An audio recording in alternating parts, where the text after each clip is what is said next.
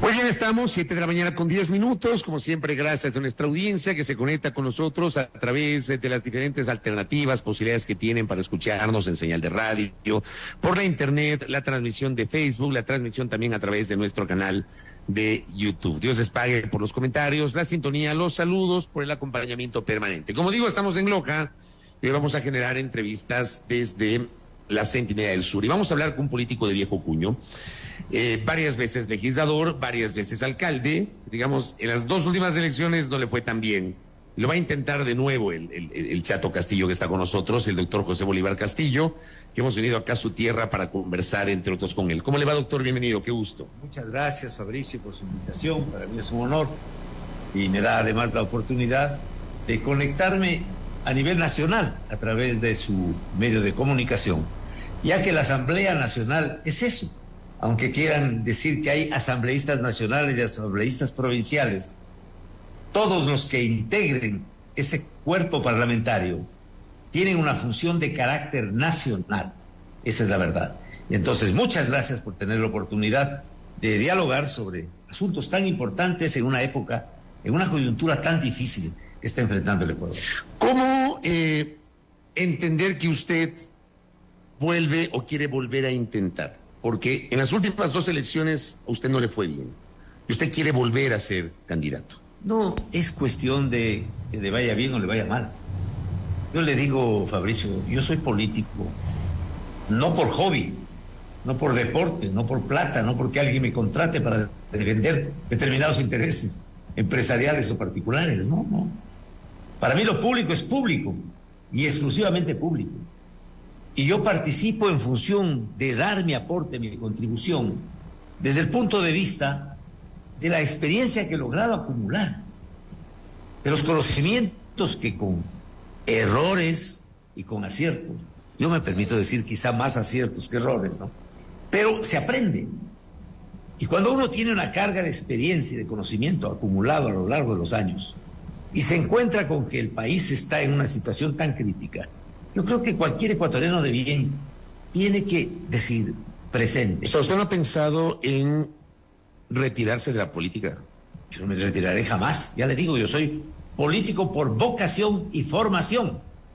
Yo actúo en política no por circunstancias. Pero usted no cree que es el momento del relevo. A ver, usted acumula una dosis de experiencia en el sector público, ha sido varias veces alcalde, yo a usted lo conocí en el año 96, cuando fue en segunda ocasión alcalde en esa elección, ha sido varias veces diputado y asambleísta, ha intentado de nuevo, ha perdido pero también ha ganado, pero no se llega un momento en el cual hay que dejar que las nuevas generaciones hagan ese relevo necesario para refrescar incluso visiones. Yo diría, Fabricio, hay que promover la participación de la juventud, la innovación. Pero es indispensable conjuntar, coaligar la innovación con la experiencia. Y uno tiene que aportar. Yo no tengo por qué decir, en este momento, a cuenta de jubilado, me coloco en la esquina de mi confort personal o familiar y bueno, dejemos que las cosas fluyan. A mí, mis conciudadanos, los militantes del Movimiento ARE me han pedido y me han dicho, necesitamos que usted se presente como candidato. Bueno, pero usted es el líder del Movimiento ARE, ¿no? Yo soy usted es la cabeza del Movimiento ARE, usted fundó el Movimiento ARE. Yo soy dirigente y fundador, y le digo que no hay por qué tomarlo con humor a esto, ¿no? Porque no hay empresa, no hay movimiento, no hay partido, más aún le diría, no hay país que funcione si no hay liderazgo. El liderazgo es necesario. Hay muchos que dicen, no, aquí no hace falta liderazgos, aquí es todo horizontal. No es así. Las cosas no funcionan así en la humanidad. Tiene que haber liderazgos. Y quien ejerce un liderazgo debe ser responsable de lo que ellos hacen. Y cuando a uno le entregan un mandato, el pueblo tiene que saber que no se lo entregan para utilizar el Estado, el municipio o la prefectura como instrumento personal de campaña o de enriquecimiento, sino saber que lo público es público y que cuando uno asume un mandato de carácter público, tiene la dura tarea de cuidar el interés colectivo por arriba de los intereses parciales, que pueden ser legítimos, pero que por lo regular son contrapuestos. Y eso no le produce compadres. Eso es difícil. Gobernar, cuando se gobierna con responsabilidad y se cuida del interés colectivo por arriba de los que más influyen, le genera contradicciones fuertes. Yo he vivido luchas permanentes. Esta última que usted mencionó, la famosa revocatoria que llamaron. ¿Qué era eso? Era una reacción de quienes querían tener un municipio dócil. Pero al final en una revocatoria, que me parece que es un mecanismo absolutamente democrático, es el mandante el que se pronuncia. Usted puede cuestionar las razones de la revocatoria, quienes estuvieron detrás de la revocatoria. Las firmas. Ya, te puede cuestionar eso, pero al final la gente fue a votar y la gente dispuso su revocatoria. Vea, no es lo mismo que, digamos, puede pasar en otro caso en el cual un cuerpo colegiado, que es el consejo, destituye a un alcalde. A usted lo removió el propio pueblo que lo eligió. A ver. Y eso es legítimo. Fabricio, los procesos de revocatoria tienen que ser bien analizados. De otra manera, vamos creando condiciones de ingobernabilidad. Un proceso de revocatoria como el que yo enfrenté se produjo así. Se encontraban incómodos con lo que estábamos haciendo por ellos y con lo que el Ecuador y el mundo veía respecto de lo que se hacía aquí en Londres. Pero positivo que había. Por cierto, lo reconozco, con el respaldo del gobierno. El gobierno de Correa respaldó la acción mía como alcalde y lo hizo de una manera patriótica. Yo lo reconozco. A todo señor, todo no. Yo soy leal con las cosas. Eso no quiere decir que yo sea incondicional, pero soy leal. Pero eso incomodaba a ciertos círculos que creen que el poder público tiene que estar a sus órdenes. Necesitan gobiernos que no gobiernen. Gobiernos municipales dóciles, agachaditos, que les den gusto en todo lo que ellos quieren hacer con el desarrollo de una ciudad, con los principales negocios de una ciudad. Quieren fomentar la informalidad para tener clientela electoral. Y esa informalidad que la fomentan, Fabricio, ese es el caldo de cultivo del gran delito. Hay un punto que está olvidando el Ecuador en materia de seguridad. Yo les escucho mucho que se quejan de la inseguridad. Y dicen que hay que aumentar la policía, que de 200.000 hay que pasar a 500.000, que tienen que traer más armas, más motocicletas, que intervengan las Fuerzas Armadas. Todo eso es cierto y está bien. Pero hay un punto que es claro, que no hay que olvidar. La seguridad pública tiene, como la educación, 3 niveles. El nivel primario básico, que es fundamental. El nivel secundario en educación no le funciona si no funciona bien el nivel primario. Si en las ciudades cunde el relajo, el caos, la informalidad, y no hay una policía municipal bien equipada, bien formada, bien organizada, que cumpla su papel, ese relajo que cunde en mercados, en calles, en espacios públicos, ese es el caldo de cultivo dentro del cual se mueve el gran delito. Ya vamos a profundizar en eso. Mi compañera Belkis Sánchez también está en la cabina. Belkis. Gracias, Fabricio. Doctor, bienvenido nuevamente. Buenos días. Usted decía hace unos minutos, no es cuestión de que a alguien le vaya bien o le vaya mal.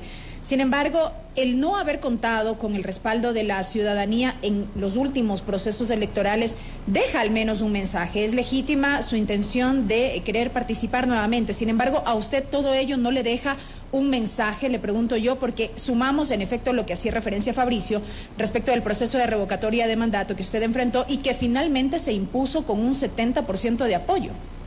Yo le comprendo, estimada periodista Belkis, y amiga Vélez, yo le comprendo su intención, ¿no? Yo lo comprendo. O sea, yo no soy monedita de oro, definitivamente. Hay gente que quiere a todo trance sacarme del espacio político, por cualquier pretexto, entre otros porque soy viejo. En otros países se toma muy en cuenta, inclusive se habla de los consejos o de ancianos como un modo para poder lograr articular la experiencia de la acción de gobierno. Yo no estoy para la farándula política. No estamos aquí en un concurso de belleza. Estamos ante la obligación que todos los ciudadanos tenemos, y frente a la obligación, el derecho que todos los ciudadanos tenemos de participar dar nuestro aporte para encontrar soluciones a los problemas que tiene nuestro país, nuestra provincia, nuestra ciudad. Ese no solo es un derecho, estimada amiga, esa es una obligación que todo ciudadano tiene. Y usted observe en los países más civilizados del mundo. Vea, la primera potencia mundial, ¿a quién tiene por presidente? Tiene a un hombre que ha estado permanentemente en la política. A Joe Biden, dice usted. Joe Biden ha estado en pérdidas y ganancias. Ha tenido fuertes pérdidas y ha tenido ganancias. Pero le está aportando. Vea el caso de Vladimir Putin. Es ya un setentón también, como yo. Pero él está al frente.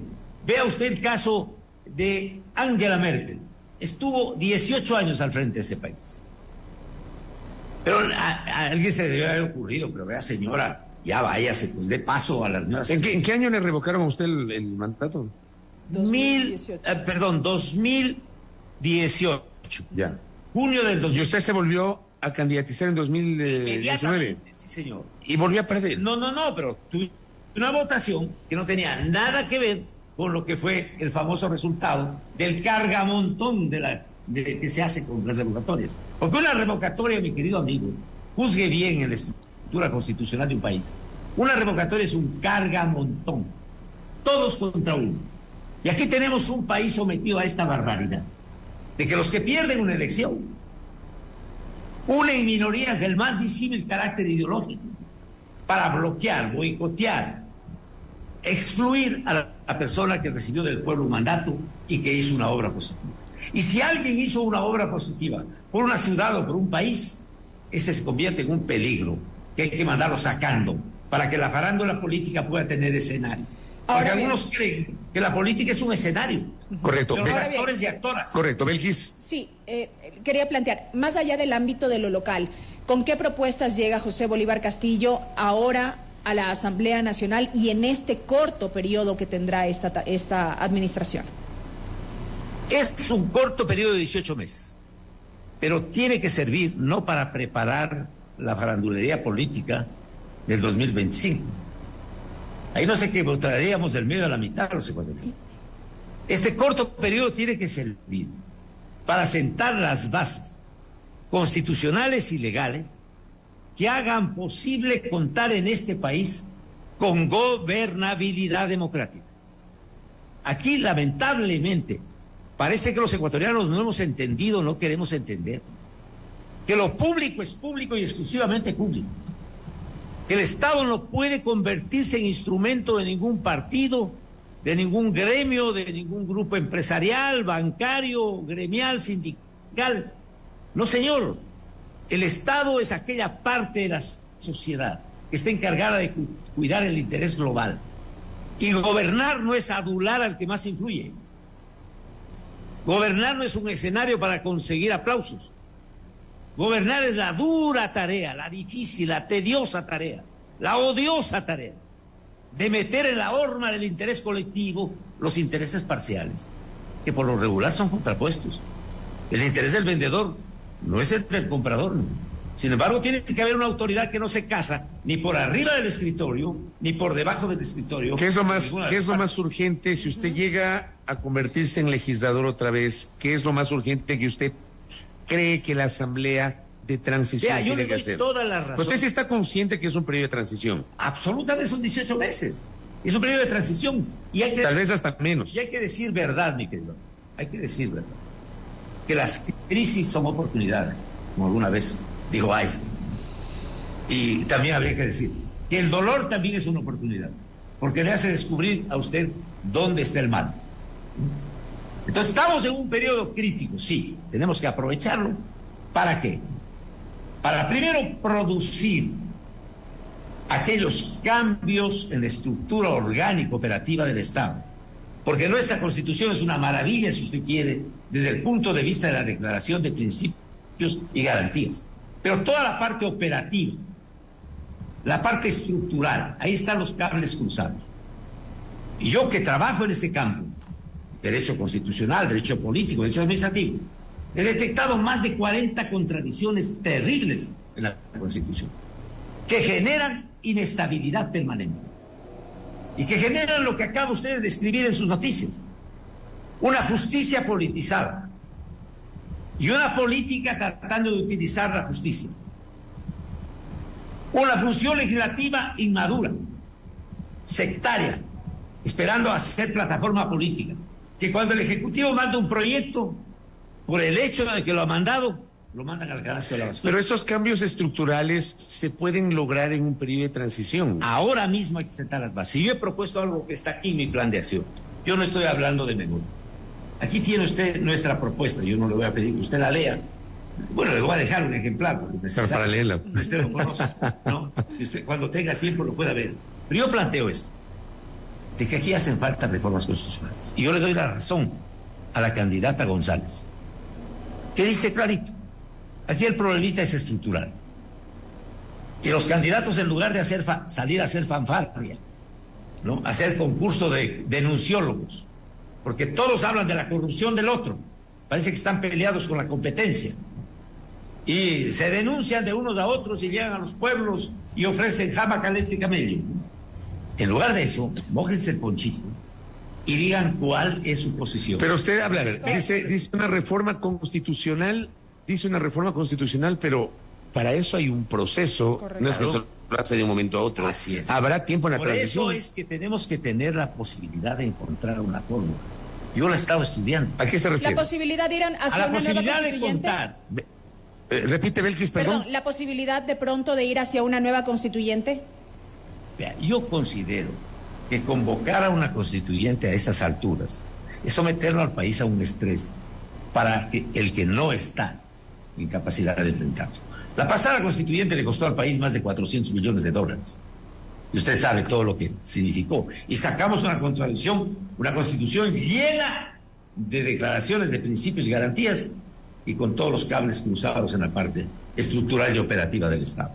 Aquí necesitamos, sin necesidad de violentar los candados constitucionales que está en el artículo 444, en el título 9 de la Constitución Electiva, sin violentar esos candados, con un poquito de imaginación, de creatividad, consultarle al pueblo si la asamblea que ahora se elija pueda ejercer durante 90 días la condición de constituyente, para conocer el proyecto de reformas constitucionales que presente el presidente de la República que gane la elección.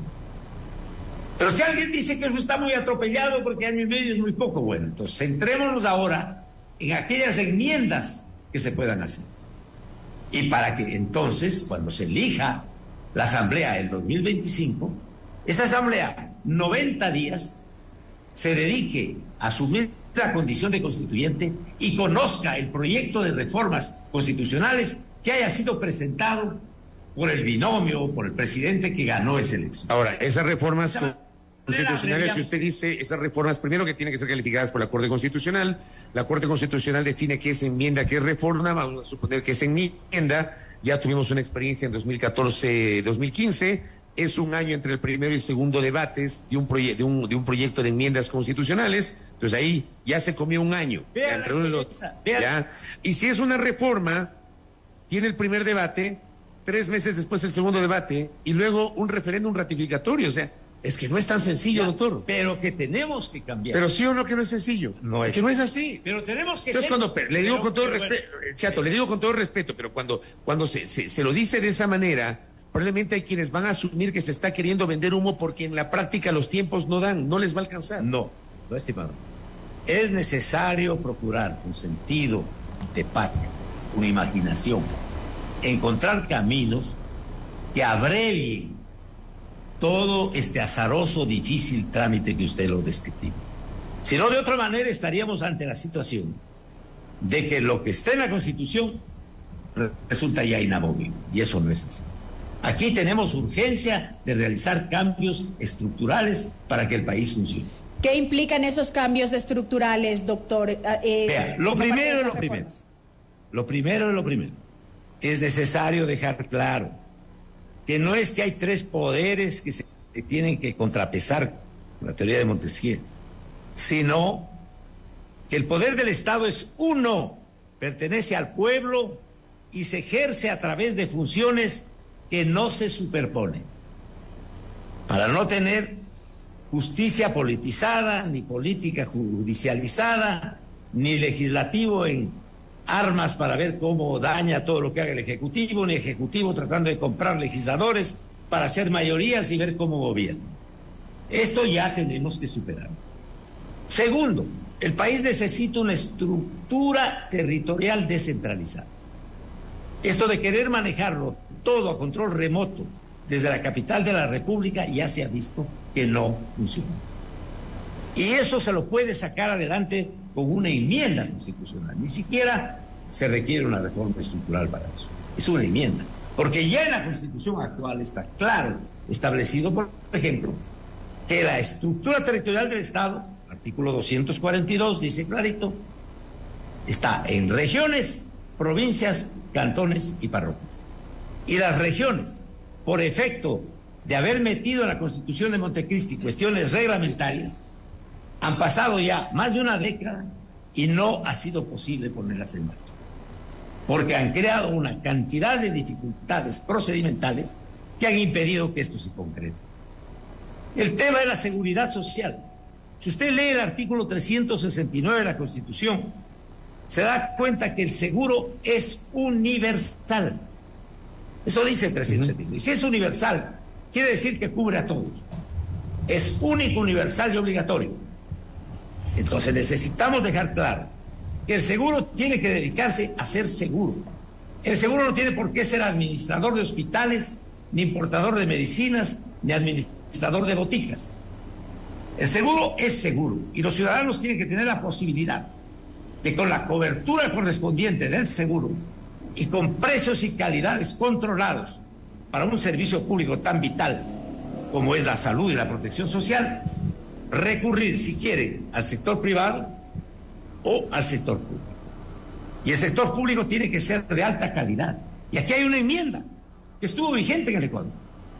Aquella enmienda que mandaba que las entidades y empresas públicas no hay aplicación del Código de Trabajo, ni contratación colectiva. Las entidades y empresas públicas pertenecen al Estado, y el Estado no es una empresa que haga ganancia para distribuir contratos colectivos. Eso tiene que ser puesto en orden. Moreno, de la manera más irresponsable, con la Corte Constitucional a sus órdenes, quitó eso y generó una situación caótica. Entonces, todo eso hay que irlo enmendando. Esa ley, el Código de la Democracia, vea la barbaridad, estimada amiga periodista, que aprobaron en febrero del 2020, a última hora, las enmiendas al Código de la Democracia, por el que le arrebataban al pueblo ecuatoriano el derecho de elegir ciudadanos y lo condenaban a tener que elegir listas, paquetes, empanadas cerradas, que no hay derecho a ver qué es lo que está dentro, que las arman arriba donde el Pichincha decora, por allá, y mandan a la provincia para que los provincianos votemos por el paquete cerrado que lo han armado, o en Quito, en Guayaquil, o a veces en el exterior, y mandan a decir, este es el paquete, vote por este, o si no lo excomulgo, pierde el derecho de ser ecuatoriano. Así han querido manejar las cosas, en plancha, en paquete. Yo fui... ¿Usted estaba de acuerdo con votar por personas? Absolutamente. Eso entró en vigencia a partir del año 97, exacto. Con la primera Asamblea Constitucional de Sangolquí, fue la primera vez que votamos. Conquista del pueblo ecuatoriano. Pero no se pulverizó el voto ideológico. Perdóneme, mi querido. La gente votaba por los más conocidos, no necesariamente por los afines a la ideología. Vea, la gente no es ingenua para votar por lo que dicen, porque entonces votarían por la declaración de principios de un partido. No, también votan sobre todo por quién lo dice, porque hay que saber que tiene que haber congruencia entre lo que se dice y lo que se hace. Y el pueblo ecuatoriano reconquistó, por medio de una consulta, el derecho a elegir ciudadanos y no a elegir partidos. Los partidos son necesarios en una democracia, que duda cabe, pero valen para canalizar la opinión pública hacia la toma de decisiones electorales o plebiscitarias. Pero una vez que el pueblo toma una decisión y entrega el mandato a un ciudadano, ese ciudadano, a menos que sea un canalla, no puede tratar de utilizar la función pública como instrumento para plataforma personal de partido y de pandilla política. El Estado es el Estado, lo público es público y es exclusivamente público. Ahora, y esto hay que dejarlo bien claro en la estructura legal y constitucional del país. Lo último, doctor José Bolívar Castillo, para cerrar en 2 minutos. Usted fue legislador en 2003 y no se quedó ni un año porque renunció para ser candidato y ganar las elecciones para la alcaldía. Digo, todo esto que está planteando, el tema de la descentralización, que usted lo maneja muy bien, y otros temas de carácter constitucionales, bien los pudo haber impulsado en esa asamblea, pero usted no se quedó ni un año en la legislatura. Renunció no, y se vino años. acá. Me quedé 2 años. Pero vea, mi estimado. Menos. Un poquito menos, porque había que precisar. Bastante menos. Bueno, A ver. vea, el caso concreto. A ver. Yo sé que usted tiene una lista de situaciones que me objeta y observa. Yo estoy de acuerdo con eso. El periodismo está bien para objetar, para orientar también y para sembrar esperanza en un pueblo también. Vean, yo tuve que renunciar porque la situación que enfrentaba este municipio de Loja era terrible, no creo que sea indispensable. Yo renunciaba a una posibilidad mucho más alta desde todo punto de vista, para correr el riesgo inclusive de perder una elección. Y renuncié, vine acá, hice un trabajo por mi ciudad que está a la vista de todos. El Ecuador y el mundo lo ha observado. Aunque hay algunos que digan que la revocatoria tira abajo todo lo que se ha hecho. Lo que se ha hecho y está a la vista de todos. Lo más grave, mi querido amigo, es aquellas personas que utilizan la cosa pública para montar sus campañas políticas. Aquí en Loja cambiaron de gobernador. ¿Para qué? Para tener un gobernador dócil, que ponga en fila, como borreguitos, a los tenientes políticos y a los jefes políticos, para preparar la elección. ¿De quién? Averigüe bien de quién. Correcto. Ya lo veo que está por aquí. Entonces, vea, mi querido amigo, si queremos debatir, debatamos. Yo no tengo ningún problema. Y si hay una lista de agravios contra mí, qué mejor, porque eso me permite aclarar lo que tengo que aclarar, porque el pueblo de Loja a mí sí me conoce. Y la definición de lo que somos, querido Fabricio, nunca será lo que decimos, ni peor lo que publicitamos, que no sabemos de dónde sacan tanta plata para tanta publicidad. Correcto. Sino la definición de lo que somos, Fabricio, es exclusivamente lo que hacemos, lo que está a la vista de la gente. José Bolívar Castillo, gracias por su tiempo. Muchas muy gracias, amable. Fabricio, por darme esta oportunidad. Con gusto. De poder contestar unos cuantos agravios. A usted, muy amable. José Bolívar Castillo, exalcalde de